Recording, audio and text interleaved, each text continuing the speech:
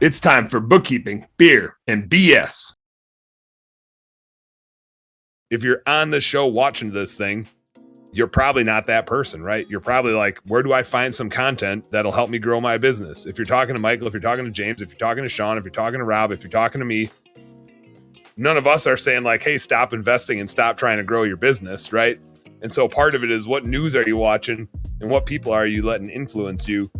And I think if you're on here and you're watching this or you're listening to this, you're probably not curling up in a ball, or you wouldn't be trying to go learn things and improve things. But if you're not seeking out that content from people that are pushing, doing big things, the world's maybe telling you to do something else. And if you're listening to the wrong people, you're hiding.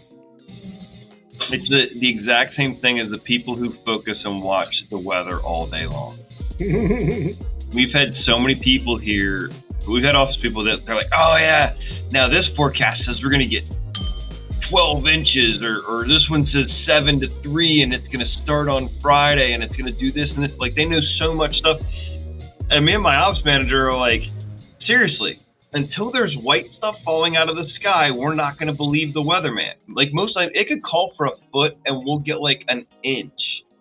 Like, there's so much of this hype that goes into it. And so she's just so focused on her. She's no longer here, but would just be so obsessed with it. And it's like, no, until it happens, like, you know, it's not a hurricane. Like, a hurricane's gonna hit us. It's just a matter of how bad is it gonna hit us. But like the rest of it, like, you're gonna have your ups and downs.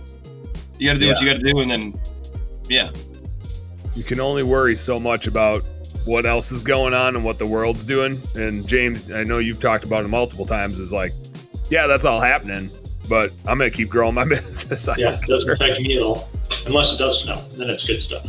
But no, I think what you said, Dan, too, is really good. But if everybody's looking to acquire or merge with somebody, you need to make sure all the stuff is put in place first, like all the blocks are set. Because if you go in without, you know, proper onboarding, without training practices and process documentation, without KPIs, without just a handling of like, okay, if we double, what's that going to look like as a data overload, or who's going to help with billing, who's going to be doing this. So I've seen people fail at that too. Like, they take it and then they lose them because they didn't have that stuff set in place, right? So if you're looking to acquire maybe this fall, winter, next year, like, you need to be starting to duplicate yourself, like all your processes. How can you just make it easier if you were to have double the business or a fourth of the business?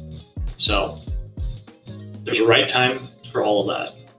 And Sean, you had said earlier, you know, you have specific examples of multiple people in your network that in a recession, they grew their business, right? They persevered through a whole bunch. And Derek, who's one of our partners, grew that was like the best growth he ever had was in a recession. And one of the things that I found going through COVID, even with our businesses, is it just made us get better and tighter on different practices and policies. And Sean, you've had that happen when Indeed acts a fool, right? It's like, okay, well, now we got to get better. And so in times, and James, you actually like inspired me quite a bit when I was going through some headaches in our businesses, which is like, that's the stuff you crave as a business owner. Like, what other time do you get the chance to prove yourself other than when the chips are down a little bit? Sean Day always says, that's how you find out somebody's true character, is what do they do when the chips are down, right? That's the best time to show your character. And in a recession, when the chips are down, those people are growing their businesses just because they have that character, right?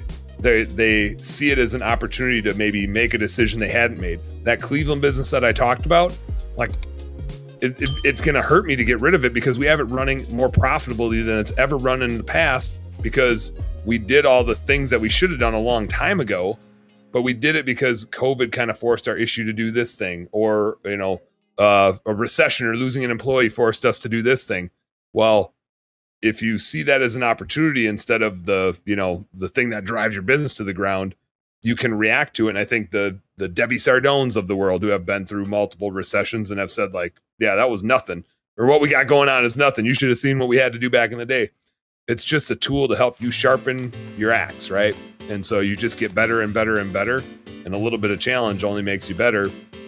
Some people curl up in a ball and hide.